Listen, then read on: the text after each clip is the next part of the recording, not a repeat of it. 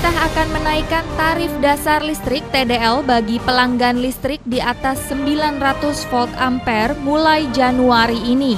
Kenaikan sebesar 15% itu akan dibagi menjadi beberapa tahap agar tidak memberatkan para konsumen. Kenaikan TDL ini bertujuan agar PT PLN dapat membangun pembangkit listrik dan jaringan transmisi baru, terutama di daerah terpencil.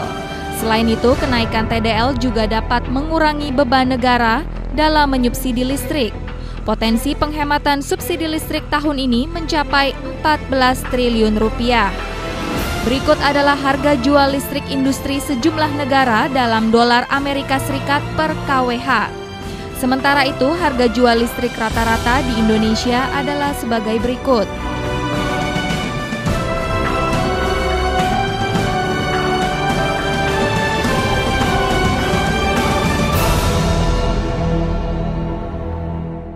Sebenarnya Pak Nur, baik, subsidi kepada pemerintah itu cukup besar ya Pak ya. Kenapa seperti itu Pak? Sampai 100 triliun Pak?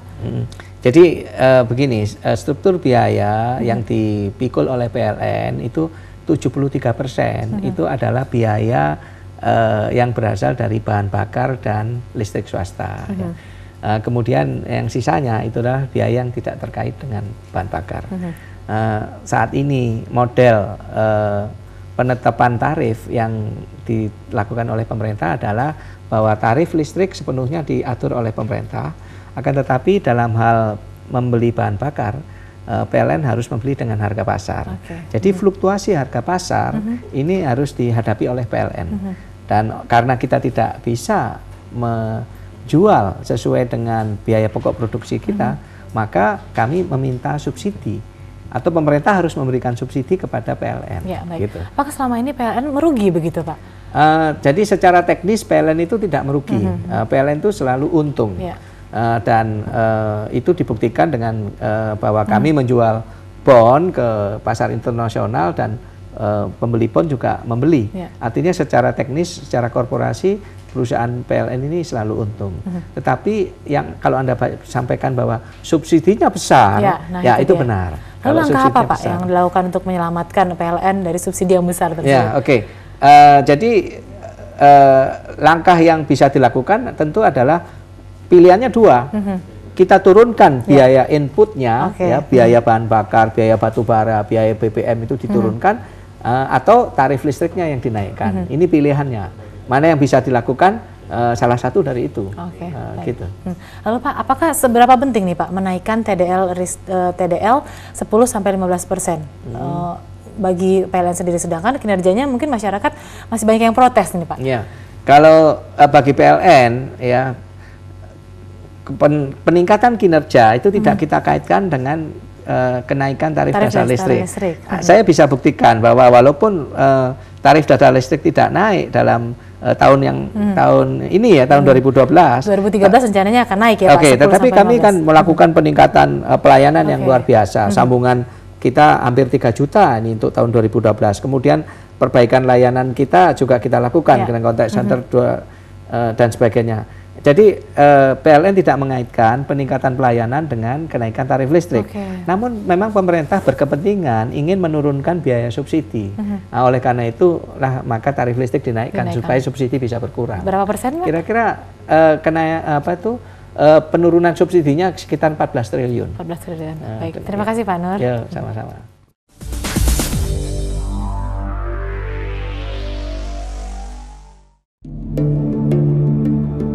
Mislina Mustafa tidak seperti artis pada umumnya.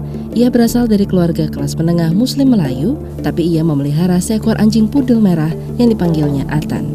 Dan Mislina kini sedang dalam sebuah misi, mencari tahu bagaimana rasanya jadi tunawisma. Shanesi menyusun laporannya dari Georgetown, Penang untuk Asia Calling.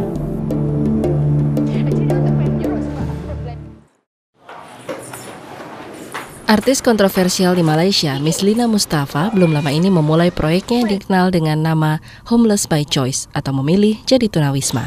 Ia menjual rumahnya dan kini tinggal di rumah teman-temannya. The government always imposing on us, you know, we give you bank loans, we give you this, we give you that, so that you can buy a house. It's a security, you'll be secured with a house.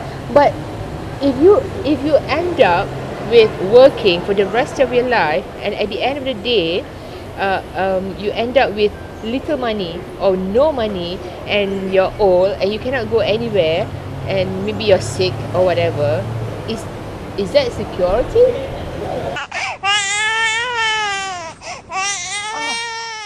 Mislina mulai naik daun sejak bermain dalam film Bukak Ali yang dibuat sutradara ternama Osman Ali.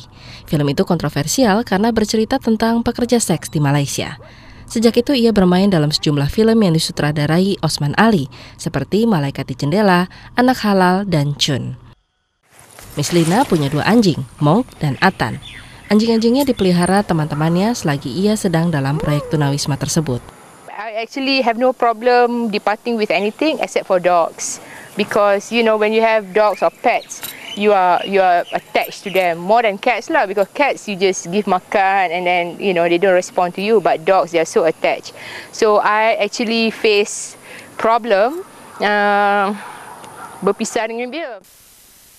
Mislina menerima kecaman dari komunitas Muslim yang tak suka ia memelihara anjing yang dianggap haram dalam ajaran Islam.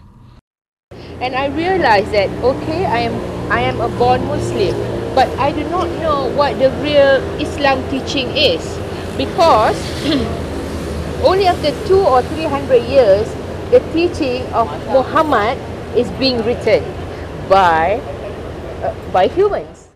Ia juga mendukung gerakan Occupy Dataran, sebuah gerakan untuk merebut kembali ruang publik di ibu kota yang disebut Dataran Merdeka. Sekitar 200 orang tidur di lapangan itu selama 2 pekan. During Occupy Dataran, there were all sorts of things, all sorts of bad, negative remarks about me, and one of them was like, because you're bald, so you are going into hell. I said, why? Because you are trying to be a man.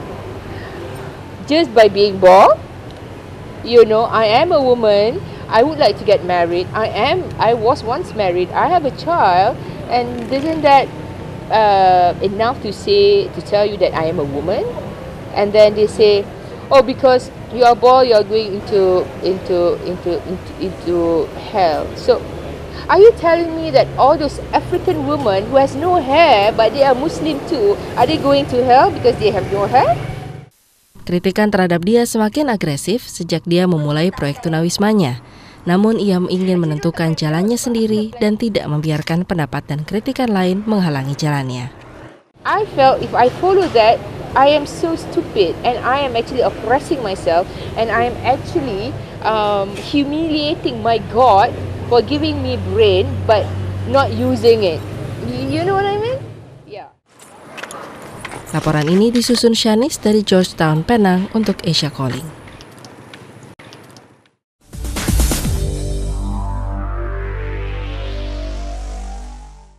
Setelah jeda berikut ini, kami akan kembali dengan satu cerita lagi dari Asia Calling.